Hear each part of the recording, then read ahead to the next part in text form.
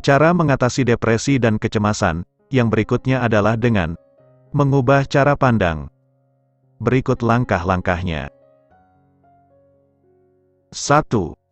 Pelajari cara menjalani hidup di saat ini. Jika Anda mengalami kecemasan, ini mungkin karena Anda merasa khawatir, tidak yakin, atau cemas tentang hari esok.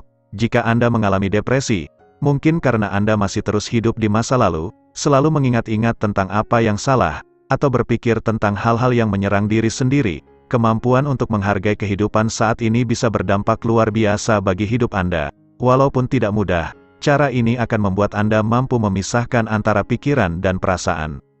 Cara terbaik agar tidak lagi hidup masa lalu atau terobsesi oleh masa depan adalah dengan mengamati munculnya pikiran-pikiran ini dalam keseharian Anda. Pada saat pikiran tersebut muncul, akuilah, beri label pikiran, dan biarkan berlalu. Fokuskan perhatian Anda pada situasi yang sedang terjadi dan apa yang harus Anda lakukan.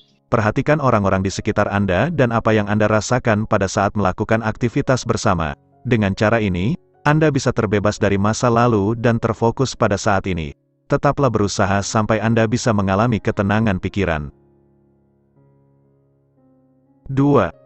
Cobalah bermeditasi. Kebiasaan bermeditasi secara teratur sudah terbukti bisa meringankan gejala stres dan kecemasan. Ketenangan pikiran juga bisa membuat Anda merasa lebih terhubung dengan orang lain, lebih mampu mengendalikan emosi, dan bisa melihat situasi dengan cara pandang baru.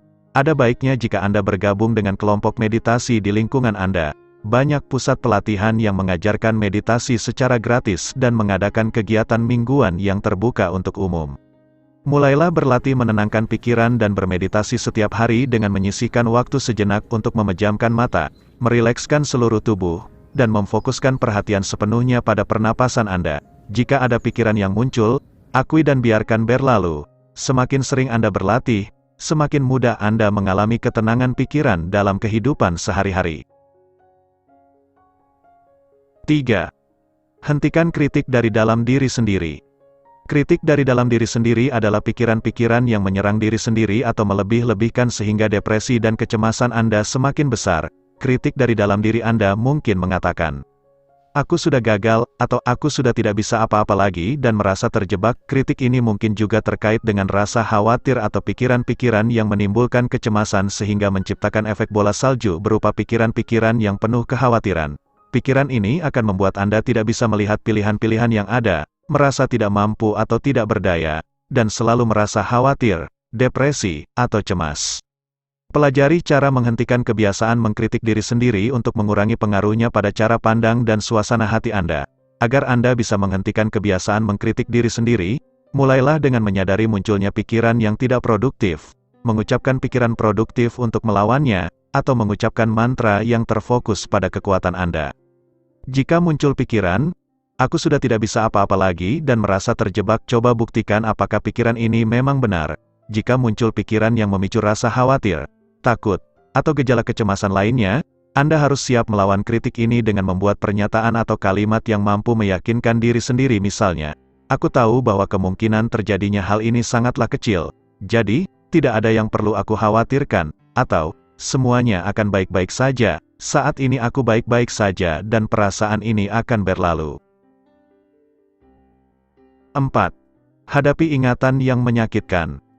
Banyak orang yang mengalami depresi atau kecemasan karena mereka masih membawa satu atau lebih pengalaman traumatis dari masa lalu, pernah kehilangan orang yang mereka cintai, atau berpikir akan mengalami perubahan yang sangat besar, meskipun akan sangat sulit menghapus ingatan tersebut dan menghadapi pengalaman ini. Ada beberapa cara untuk mengurangi pikiran-pikiran tadi dalam kehidupan Anda sehari-hari. Rasakan kesedihan, jika perlu. Jika Anda ingin menangis atau berteriak, lakukan saja. Katarsis adalah salah satu aspek penting dalam proses penyembuhan.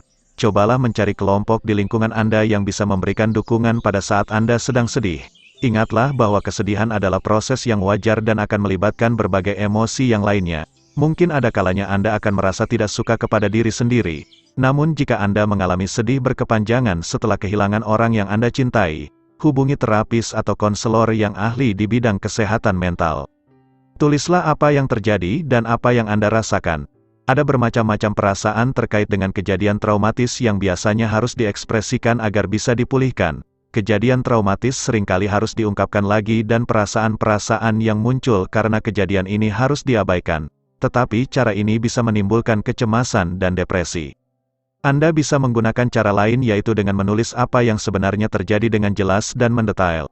Tulis juga apa yang selama ini dan masih Anda rasakan karena kejadian tersebut. Dengan demikian, Anda akan mampu mengatasi pengalaman traumatis di masa lalu dan melanjutkan lagi kehidupan Anda. 5. Ungkapkan masalah yang membebani pikiran Anda. Jika Anda sedang mengalami depresi dan kecemasan atau sedang berusaha memulihkan diri setelah mengalami trauma, jelaskan apa yang terjadi dan apa yang Anda rasakan.